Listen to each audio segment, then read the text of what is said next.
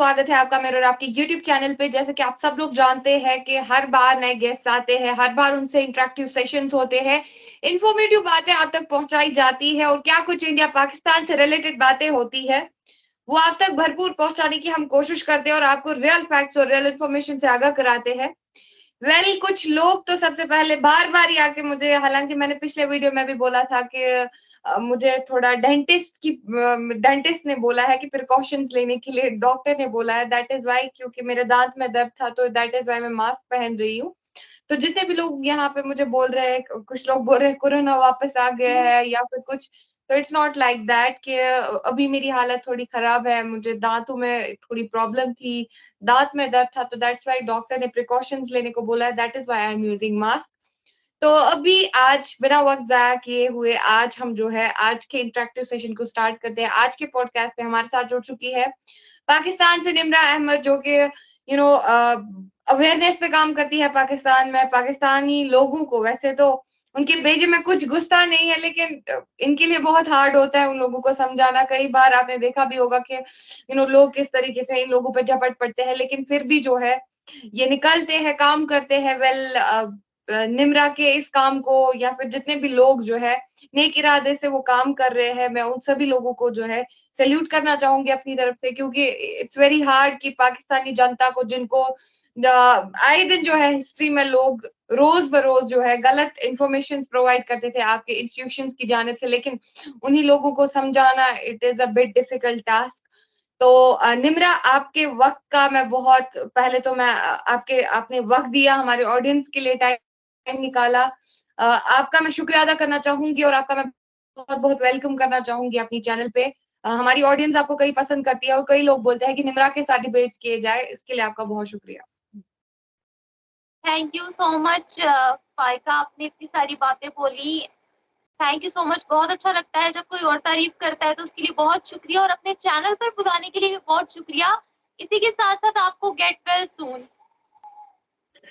Thank you so much. Hope so कि बस मैं अपनी ऑडियंस को भी यही बोल रही हूँ कि आपकी प्रेयर्स की बहुत ज़्यादा ज़रूरत है, क्योंकि मसला था, I was not feeling well. Still मैं आप लोगों के लिए आती हूँ, यहाँ पे टाइम निकालती हूँ, क्योंकि हमारा कई हमारा यही मकसद होता है कि आप लोगों तक जितनी भी इंफॉर्मेटिव बातें हैं या जितने भी मसले मसाइल हैं, आप लोगों तक पहुँचाए जाए।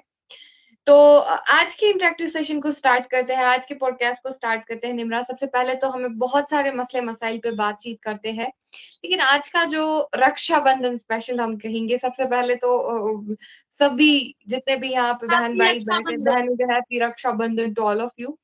उसके बाद मैं स्टार्ट करना चाहूँगी रक्षाबंधन। आपसे पहले जानूँगी कि पाकिस्तान में रक्षाबंधन कैसे मनाया जा रहा है? फाइका, आपने पाकिस्तान में रक्षाबंधन की बात की है, तो हमारी कम्युनिटी को या पूरे पाकिस्तान में तो पहली बात ये कि पता ही नहीं होता है कि किस दिन रक्षाबंधन है, किस दिन रक्षाबंधन नहीं है। इसकी एक वजह ये है कि माइनॉरिटीज को राइट्स नहीं मिलते। दूसरा कि माइनॉरिटीज यहाँ पर बहुत कम है। अगर रक्षाबंधन होता भी है तो वो स्पेसिफिकली हिंदू कम्युनिटी जो है वो मनाती है, अपने घरों में, मंदिरों में जाते हैं। लेकिन अगर हम पूरे पाकिस्तान की बात करें तो देखिए, मुझे भी सोशल मीडिया से पता लगा कि अब यहाँ पर रक्षाबंधन है। हम लोग को ऐसे जिस तरह से कोई पता नहीं होता या कोई ऑफिशियल हॉलिडे नहीं होती है जिससे हमें पता हो कि इस दिन रक्षाबंधन आ रहा है तो सेलिब्रेट होगा, और पूरे पाकिस्तान में पता लगेगा कि ये किसी एक स्पेसिफिक कम्युनिटी का रिलीजियस फेस्टिवल है, तो रिस्पेक्ट करना है या बहुत अच्छे तरीके से मनाना है। तो अनफॉर्चुनेटली यहाँ पर वो सब नहीं होता है। तो आपने पूछा कि किस तरह से मनाया जाता है, पता ही नहीं जब है तो फिर मनाया क्या जाएगा। मनाई बिल्कुल। तो वो चीज जाती है ना जिसकी अनाउंसमेंट होती है या जिसका आपको पता होता है कि ये किस तरह से मनाया जाता है। तो ये बजाते खुद एक सवाल ही मजाक है कि हम सबको पता है कि यहाँ पर माइनॉरिटीज कितनी ज्यादा है, ये माइनॉरिटीज की तादाद कितनी है, तो फिर रिलीजियस फेस्टिवल उनके किस तरह से मनाए जाएंगे। यहाँ पर तो एक बिल्कुल। मंदिर बनने से पहले उस मंदिर की तामीर को रुकवा दिया जाता है, तो रिलीजियस फेस्टिवल्स तो बहुत दूर की बात है। उसके बरक्स अगर मैं भारत का देखती हूँ तो हालांकि रिलीजियस फेस्टिवल राखी रक्षाबंधन जो है वो हिंदू कम्युनिटी का कहा जाता है, लेकिन मैं देखती थी कि भारत के अंदर सब लोग एक दूसरे के फेस्टिवल्स को कितने जबरदस्त तरीके से मनाते हैं। मैं देखती थी कि मुस्लिम औरतों ने प्राइम मिनिस्टर मोदी का स्टैचू बनाया है और स्पेशल गोल्ड की राखी उनकी कलाई पर बांधी है, और स्पेशल दुआएं दे रही हैं कि आप हमें इसी तरह से प्रोटेक्ट करते रहे, आप हमेशा इसी तरह से हमारे सर पर, हमारी कंट्री पर सलामत रहे, हम आपको बहुत पसंद करते हैं। होली दिवाली होती है तब हम देखते हैं कि मुसलमान जो है वो हिंदू फेस्टिवल्स में शामिल हो रहे हैं। उसके बरक्स जब ईद वगैरह आती है तब भी हम देखते हैं कि हिंदू कम्युनिटी के जो लोग हैं वो बराबरी के साथ मुस्लिम कम्युनिटी के साथ मिलकर सेलिब्रेट करते हैं और वहां पर ऑफिशियल हॉलीडे भी होती है। ये चीज देखकर मुझे बहुत अच्छा लगा, मुझे बहुत अच्छा फील हुआ कि रिस्पेक्ट करते हैं जहां पर मतलब मुस्लिम कम्युनिटी भी हिंदू कम्युनिटी की रिस्पेक्ट करिए और हिंदू कम्युनिटी भी मुस्लिम कम्युनिटी की रिस्पेक्ट करिए। और सबसे बड़ी बात जो कि पाकिस्तान में बोली जाती है कि भारत में मुसलमानों के साथ बहुत जुल्म हो रहा है, बहुत इंतशार फैल रहा है, वहां पर मस्जिदें नहीं है, वहां पर अजानें नहीं होती। तो ये तो ऑफिशियल है ना कि वहां पर भारत में अगर बात करें तो मंदिरों से ज्यादा मस्जिदों की तादाद है। लगभग 4 लाख से जायद पूरे हिंदुस्तान के अंदर मंदिर हैं और इससे सॉरी मस्जिदें हैं। और जितने वहां पर मस्जिदें हैं उनसे आधी तादाद में वहां पर मंदिर है। तो मतलब इस बात के बावजूद भी हम कहते हैं कि वहां पर मस्जिदें नहीं है या वहां पर मुसलमान जो है वो डिप्राइव्ड है। आज अगर मुसलमान डिप्राइव्ड है तो फिर वो सोशल मीडिया पर आकर खुद इतने डेस्परेशन से कैसे प्राइम मिनिस्टर मोदी के स्लोगन लगाते हैं। अभी प्राइम मिनिस्टर मोदी कल एक स्कूल में गए, वहां पर क्रिश्चियन कम्युनिटी की बच्ची ने अलग से राखी बांधी, हिंदू कम्युनिटी की बच्ची ने अलग से राखी बांधी, मुस्लिम कम्युनिटी की बच्ची ने अलग से राखी बांधी और परफॉर्मेंसेज जो है वो भी अलग से दी। आप देखिए हम किसी बड़े बंदे के दिमाग में तो मतलब आपको किसी आप कोई पढ़ा लिखा बंदा है, कोई बड़ा है, किसी बड़े ओहदे पर है, जिसमें सेंस है, जो पढ़ा लिखा है, जिसको अकल है, अगर वो प्राइम मिनिस्टर मोदी को पसंद नहीं करता हम उसको जबरदस्ती समझा नहीं सकते कि भाई नहीं नहीं प्राइम मिनिस्टर मोदी ने ये काम किया, नहीं नहीं प्राइम मिनिस्टर मोदी ने ये स्कीम बनाई है तो तुम भी मानो। लेकिन जो बच्चा होता है ना, बच्चा वो हमेशा जहाँ पॉजिटिविटी देखता है ना वो उसकी तरफ अट्रैक्ट होता है। तो आप देखें कि बच्चों में प्राइम मिनिस्टर मोदी के लिए जो लगाव है वो किस तरह से बढ़ा है। मैं देख रही थी पिछले साल की बात है, मैं पिछले साल की भी वीडियो देख रही थी कि प्राइम मिनिस्टर मोदी जाते हैं स्कूल में और बच्चे आते हैं, मोदी जी मोदी जी मोदी जी मोदी जी। मैं आपका बहुत बड़ा फैन हूँ, मैंने आपको टीवी पर देखा था, ये मेरा ख्वाब था कि मैं आपसे मिलता और प्राइम मिनिस्टर मोदी की स्केच भी बनाई गई। तो बहुत अच्छी बात है जिस तरह से उनकी फैन फॉलोइंग बढ़ रही है, जिस तरह से उनको सल्यूट कर रहे हैं, जिस तरह से अभी आपकी कश्मीर की ही बात कर लेते हैं। कश्मीर से एक छोटी बिल्कुल। सी बच्ची की वीडियो वायरल हुई थी जो कह रही थी प्राइम मिनिस्टर मोदी जी आप तो सबकी सुनते हैं, मेरी भी सुन लीजिए ना, आप तो सबके प्राइम मिनिस्टर हैं, ये मेरा स्कूल है इसको भी ठीक करवा दीजिए ना। तो बड़ी ही मासूम सी और बड़ी ही एक जिसको कहते हैं ना लगाव वाली वीडियो बनाई गई थी जिसमें साफ नजर आ रहा था कि प्राइम मिनिस्टर मोदी को वो बच्ची कितना पसंद करती है या कितना उन पर एतमाद करती है या कितना बिल्कुल। ट्रस्ट करती है। और प्राइम मिनिस्टर मोदी ने भी उसके ट्रस्ट की लाज रखी और अगले ही दिन स्कूल की कंस्ट्रक्शन भी स्टार्ट हो जाती है। तो मेरा ख्याल है बिल्कुल निम्रा, ये बात तो सही है कि पाकिस्तान में जो है जिस किस्म की हालात चल रहे हैं कि वहां पे तो रिलीजियस फ्रीडम नहीं है लोगों को, वहां पे तो मंदिर तोड़े जा रहे हैं। खैर, रक्षाबंधन की बात नहीं है, तो इस हिसाब से हम सभी भारतवासियों को प्राउड फील करना चाहिए कि हम भारत जैसे मुल्क में रहते हैं जहाँ पे सेक्युलरिज्म सिखाया जाता है, जहाँ पे भाईचारगी सिखाई जाती है और जहाँ पे रिलीजन के बेसिस पे लोगों को लड़वाया नहीं जाता है। खैर, आपसे और एक सवाल पूछना चाहूंगी, आप भी जानते होंगे कि रक्षाबंधन के इस मौके पे प्रधानमंत्री श्री नरेंद्र मोदी जी ने गिफ्ट के तौर पर अपनी सभी देश की बहनों के लिए जो है एक गिफ्ट रखा है, एक सुविधा रखी है कि उन्होंने अपनी स्पीच में ये भी बोला है कि मैं जो है गैस सिलेंडर्स कहा जाता है, क्योंकि यूजुअली अगर हम देखें तो हमारी भारत की बहनें अंदर होती है या फिर उनको मतलब गैस के जो प्राइसेस है वो रिड्यूस कर चुके हैं ताकि वो भी जो है आराम से उस सुविधा का लाभ उठा सके। इस बारे में आप क्या कहना चाहोगे, चूंकि हमारे प्रधानमंत्री जो है हर एक तरीके से अपने देशवासियों का ख्याल रखते हैं। आप देखिए रक्षाबंधन पे भी उन्होंने ऐसी चीज बोली, क्या बोलना चाहोगे इस बारे में आप? देखिए प्राइम मिनिस्टर मोदी की बात करते हैं 2014 से पहले, अगर मैं सही बात करूं, अगर मैं ऑनेस्टली बात करूं तो 2014 से पहले ना तो भारत की इतनी डेवलपमेंट नजर आती थी ना ही इतनी विमेन एम्पावरमेंट नजर आती थी। प्राइम मिनिस्टर मोदी का दौर जब से शुरू हुआ है तब से तो हमें इंडिया एक अलग ही ऊंचाई पर नजर आया है। और ये मैं खुद नहीं बोल रही, ब्लूमबर्ग बोलता है, बहुत से बड़े बड़े इदारे बोलते हैं, मॉर्गन स्टैनली बोलता है कि 2014 के भारत में और अभी 2023 के भारत में बहुत फर्क है, जमीन आसमान का फर्क है। 2014 से पहले जब भी कोई पूछता था कि भारत में तरक्की नहीं हो रही, भारत में तो शौचालय नहीं है, भारत में तो गुर्बत बहुत है, तो ना जवाब नहीं होता था पास देने के लिए, बोलने के लिए कुछ होता नहीं था क्योंकि डेवलपमेंट नहीं हो रही थी। बट 2014 के बाद से अब तक जब भी कोई इस तरह की बात करता है तो विद प्रूफ जवाब दिया जाता है कि ये देखो, ये रिपोर्ट है, ये देखो वहां पर इतनी स्कीम्स बन रही है, ये देखो वहां पर इतना प्रोजेक्ट लग रहा है, ये देखो वहां पर ये इलेक्ट्रिक ट्रेन लॉन्च हुई है, ये रोड वहां पर बना है, ये उन्होंने गरीबों के लिए स्कीम रखी है, ये उन्होंने तालीम के लिए बजट रखा है, ये उन्होंने औरतों के लिए रखा है, ये उनका न्यू न्यू स्टार्टअप शुरू हो रहा है, ये उनके यूनिकॉर्न स्टार्टअप्स की तादाद बढ़ गई है। तो ये सब 2014 के बाद पॉसिबल हुआ है। और बात रही विमेन एम्पावरमेंट की, तो प्राइम मिनिस्टर मोदी ने बहुत काम किया है। बेटी बचाओ बेटी पढ़ाओ, उज्ज्वला स्कीम, बहुत सी ऐसी स्कीम्स जिनसे विमेन एम्पावर हुई है, जिससे औरत आगे बढ़े, इस पर प्राइम मिनिस्टर मोदी ने बहुत अच्छा काम किया है। और रिसेंटली आज से तकरीबन 6-7 महीने की पहले की बात है कि 40 लाख डॉलर या पता नहीं 40 लाख रुपए जो है वो उन्होंने डोनेट भी किए थे औरतों की मुफ्त तालीम के लिए। तो देखिए कितनी जबरदस्त बात है कि वो बिल्कुल, ये बात औरतों तो है। का। वेल, आपने यहाँ पे बात की कि 2014 से पहले जो है जवाब नहीं होता था इंडिया के लिए, क्योंकि डेवलपमेंट होती नहीं थी। खैर, इंडिया की हमेशा से, आपको मैं एक बात बताना चाहूंगी।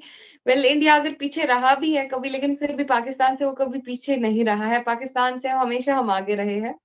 खैर, और एक बात यहाँ पे पूछना चाहूंगी, चूंकि जिस तरीके से आपने देखा होगा, मुसलमान औरतों ने उनका स्टैचू बनाया, उनके लिए राखी बांधी, मतलब that was a hmm, kind of honour की, और वो एक जवाब था जिन लोगों ने हमेशा से प्रधानमंत्री के मैं बारे आपको में ये एक बात बोला कि बताती हूँ। मैं वो यहाँ एक बात बोलना मुसलमानों पे चाहूंगी, क्योंकि आपने मुस्लिम कम्युनिटी की बात की है, तो मुझे एक सबसे अच्छी बात जो प्राइम मिनिस्टर मोदी की लगती है वो ये लगती है कि अभी रिसेंटली मैं उनकी एक स्पीच भी सुन रही थी जिसमें उन्होंने बोला कि मुसलमानों, कुरान में दूसरा जो सबसे ज्यादा रिपीट किया गया लफ्ज आया है वो है इल्म। तो इल्म हासिल एग्जैक्टली, करो। एक हाथ में एग्जैक्टली, कुरान और दूसरे हाथ में कंप्यूटर रखो। मैं चाहता हूँ कि जितने भी पसमानदा मुसलमान हैं, जितने भी पीछे रहने वाले मुसलमान हैं या अनएजुकेटेड मुसलमान हैं या जिनमें शऊर नहीं है, मैं चाहता हूँ वो भी आगे आए। तो आप देखिए उनकी सोच सिर्फ एक कम्युनिटी के लिए नहीं है कि वो हिंदू है तो वो सिर्फ हिंदुओं के लिए पॉलिसी बनाएगी, या दैट इज वो why party Nimra here is वो। सेक्युलरिज्म। और आपको मैं यही बोलना चाहूंगी, जिस और तरीके से एक यहाँ चीज हम पे बोलती है फायका, शायद आपने भी सुना हो कि फ्रांस में उन्होंने अबाया बैन किया है। अभी हम क्यों प्रोटेस्ट नहीं कर रहे? अभी हम क्यों एहतजाज एग्जैक्टली, नहीं कर रहे? जब भारत की बात बिकॉज आती है फिर ये प्रोपेगेंडा सिर्फ और सिर्फ भारत के नाम पे चलाना होता है। खैर, आपसे एक और सवाल पूछना चाहूंगी यहाँ पे, चूंकि मुसलमान औरतों ने यहाँ पे एक करारा जवाब दिया है उन लोगों को, जो ये लोग बोलते हैं कि हिंदुस्तान में मुसलमानों के साथ जुल्म हो रहा है, वो हो रहा है, वो सेलिब्रेट नहीं कर पा रहे हैं, मस्जिदें नहीं है, अजान नहीं हो रही है। तो ये एक मुसलमानों औरतों की तरफ से एक बड़ा तमाचा था उन लोगों के लिए, या फिर पाकिस्तान के उन एक्सट्रीमिस्ट के लिए जो हमेशा से ही भारत कश्मीर का प्रोपागेंडा चलाते थे। तो जब पाकिस्तानियों ने ये चीज देखी, आप भी एक यूट्यूबर है, जब आप बाहर निकलते, ये चीजें आमतर जो है निकलती है कि आज भारत में ऐसा हुआ, भारत में वैसा हुआ, भारत के मुसलमानों ने प्रधानमंत्री के लिए ऐसा किया, तो पाकिस्तान में किस किस्म का रवैया था लोगों का, किस किस्म के आपको आंसर्स मिले लोगों से? ये वो एक्सेप्ट ही नहीं करना चाहते, वो तो मानते ही नहीं है कि भारत में कोई तरक्की हो रही है या नहीं हो रही। देखिए हम लोग 1947 में जब पाकिस्तान भारत से निकला, तो यहाँ के लोगों में अभी भी एक चीज है कि भारत हमारा दुश्मन है, हम उनसे सेपरेट हुए थे 2 नेशन थ्योरी के बेसिस पे, 2 कौमी नजरिए के बेसिस पे, तो वो हमारा दुश्मन है। यहाँ के लोगों के दिमागों में अभी भी यही है। अभी यहाँ रिसेंटली लाल टोपी वालों ने बोला कि हमें चंद्रयान 3 का प्रूफ दो, हमें बताओ कहाँ है सबूत। मतलब आप देखें, हम लोग तो कोई आंखों देखी डेवलपमेंट को भी एक्सेप्ट करने के लिए तैयार नहीं है। हम बोलते हैं जो डेवलपमेंट हो रही है वो भी झूठ है, क्योंकि हमें पसंद नहीं आई वो डेवलपमेंट, क्योंकि हमारी हमारी मर्जी के खिलाफ हुई है, तो हम नहीं मानेंगे भाई, बिल्कुल भी नहीं मानेंगे। क्योंकि भारत आगे बढ़ रहा है, भारत की 5वीं बड़ी इकोनॉमी बन गई है, और प्राइम मिनिस्टर मोदी ने तो ये भी दावा किया है मैं अपने तीसरे टेन्योर में भारत को तीसरी बड़ी कुवत भी बना दूंगा। और कहीं ना कहीं आप देख लें कि दुनिया की जो 4 बड़ी इकोनॉमीज हैं वो खुद डर रही हैं भारत से। अच्छा, मैं एक चीज बड़ी बार बार सुनती हूँ पाकिस्तानी अवाम के मुंह से कि पाकिस्तान अगर पीछे है उसमें बैरूनी कुव्वतों का हाथ है, अमेरिका का हाथ है, इसराइल का हाथ है, जर्मनी का हाथ है, सबसे पहले भारत का हाथ है। भाई उनके दिमाग में ये चीज नहीं आएगी कि आपकी इकोनॉमी टॉप 50 इकोनॉमीज में भी एक नहीं है। जो टॉप 5 इकोनॉमी है वर्ल्ड की, दुनिया को तो उस इकोनॉमी से खतरा होगा ना भाई। जो 5वीं बड़ी कुवत है जिसने आगे बढ़ना है, तो दुनिया के लिए तो वो बहुत बड़ा खतरा है ना कि वो आगे ना बढ़े। हमसे कोई आगे ना हम्म निकले, हम उसके खिलाफ प्रोपागेंडा करें। जो टॉप 50 में भी नहीं आ रही वो कंट्री बैठकर बोल रही है कि हमारे खिलाफ प्रोपागेंडा। अरे भाई, आप उनके कंपटीशन में हो, आप उनके मुकाबले पे खड़े हो, कोई एक सेक्टर गिनवा दो बिल्कुल। कि आप उनके मुकाबले पर खड़े हो। तो निम्रा, मतलब ये एजुकेशन का मसला है। जब अवाम को एजुकेशन नहीं दी गई, जब नॉलेज नहीं है, जब एजुकेशन सेक्टर्स नहीं है वहां पे, तो ये सब तो होना है। जahiliयत है। ये हमारे प्रॉफिट ने भी कहा है कि जिस कौम में जहालियत है वो कौम कुछ नहीं कर सकते, वो कौम और आगे नहीं खुदा बढ़ उनकी सकती है। मदद उन लोगों की मदद करता है जो अपनी मदद आप करते हैं। ये लोग अपनी मदद आप ही नहीं करते, ये लोग मेहनत ही नहीं करते, इनको लगता है ऊपर से कोई मुआवजा होगा। मतलब बिल्कुल। इस तरह थोड़ी होने वाला है। अल्लाह भी कहता है कि अपने हाथ पांव हिलाओ, मेहनत करो। हम्म तो मतलब क्या बनेगा इस कौम का, आप खुद देख लीजिए। जिसको सिर्फ ताक झाक करनी आती है, बाहर के ममालिक ने क्या किया, अमेरिका में ये हो गया, हिंदुस्तान में ये हो गया, इसराइल में ये हो गया। मतलब यार, आपके पासपोर्ट की वैल्यू 0 पर आ गई है, आपकी करेंसी की वैल्यू 0 पर आ गई है, डॉलर रेट 300 से ऊपर बढ़ गया। अभी भी आप कह रहे हो यार चंद्रयान 3 का मुझे प्रूफ दो, ये ग्राफिक्स है, ये है, वो है। मतलब आप इतने अनसाइंटिफिक हो, आपका साइंस मिनिस्टर बैठ कर कहता है चांद पर जाने की क्या जरूरत है। मतलब वो सोसाइटी तो बहुत ही साइंटिफिक होगी जिनके ऑफिशियल बैठकर ये कह रही है। और आपको पता है रिसेंटली प्रेस कॉन्फ्रेंस भी हुई और ये भी बोला कि हाँ। जड़ावाला में जो चर्च तोड़ी गई है उसमें भारत का हाथ है। लो, करो बिल्कुल, आप बात तो और सही डालो है। किसी और। बिल्कुल निम्रा, बात तो सही है। वैसे पाकिस्तानी लोगों को उनका उनका क्या रवैया होता है वो देख के थोड़ी हैरानी होती है।